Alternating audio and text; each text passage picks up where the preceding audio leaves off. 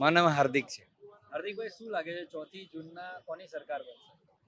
Obvious છે મોદી સરકાર જ આવવી જોઈએ અને મોદી સરકાર જ આવશે અને અબોવ 400 જ થશે અને આટલો વિશ્વાસ કેમ છે? એવું તો શું કર્યું છે મોદી સાહેબ? ડેફિનેટલી, કેમ કે પાસ્ટ 70 યર્સમાં જેટલું નથી થયું એનાથી મલ્ટિપલ ગ્રોથ 10 વર્ષમાં થયો છે ગ્રોથ એઝ એન કેસ શું? In every aspect. એટલે બધા છે. એક્સપોર્ટ થી લઈને ઇન્ફ્રાસ્ટ્રક્ચર બધું જ.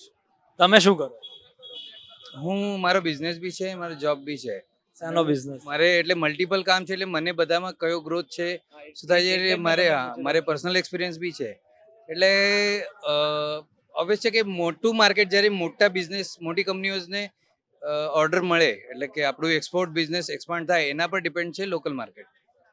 એટલે બાકી એ લોકો જ્યારે એટલે એક્સપોર્ટમાંથી જે ઇન્કમ થશે એના લીધે આપણો ઇન્ડિયાનો ગ્રોથ બી એટલો બધો થશે. અને ગવર્મેન્ટનું જે પોઈન્ટ ઓફ વ્યૂ છે કે ઓલ ઓવર વર્લ્ડમાં એટલે આપણે એક્સપોર્ટર થવા જોઈએ, ઇમ્પોર્ટર કરતાં એક્સપોર્ટર થવા જોઈએ. અને ક્રૂડ પર જે આપણી ડિપેન્ડેબિલિટી છે એ ઓછી થઈ જશે.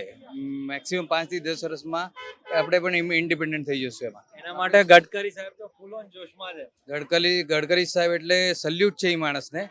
એના પ્રોજેક્ટ્સ એટલે વર્ધી છે. એમણે જે લેવલ પર કામ કરે ને આજે, એટલે એનાથી ભારતને બહુ જ ફાયદો થયો છે.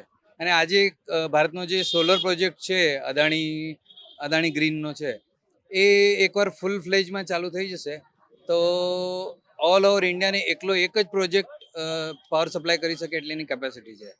એટલે એના માટે ગવર્મેન્ટનો સપોર્ટ જરૂરી છે અને આ મોદી ગવર્મેન્ટ જ કરી શકે.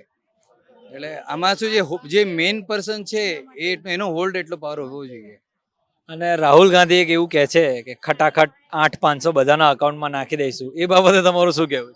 પણ એમ નથી કીધું કે એ પૈસા ક્યાંથી લાવશે ખટાખટ નાખવા માટે. એના અકાઉન્ટમાંથી નાખતો હોય અને આ પડતો હોય તો પછી રેડી છે બધા. એ બધું ફેંકું છે. મને જેટલું બોલતા આવડે ને એટલું એને નથી આવડતું, હું ઓપનલી કહું છું. એટલે કમ્પેરિઝન જો કરતા હોય ને બીજેપી અને કોંગ્રેસમાં, એટલે મોદી અને રાહુલમાં, તો એક બહુ કોમન સેન્સની વાત છે કે જે લોકોમાં દિમાગ હશે ને એ લોકો બીજેપી તરફ હશે કે મોદી સરકાર તરફ હશે. અને જે લોકોને ફ્રી જોઈએ છે કે મગજ ઓછું હશે ને એ લોકો જ રાહુલ ગાંધીને વોટ આપશે.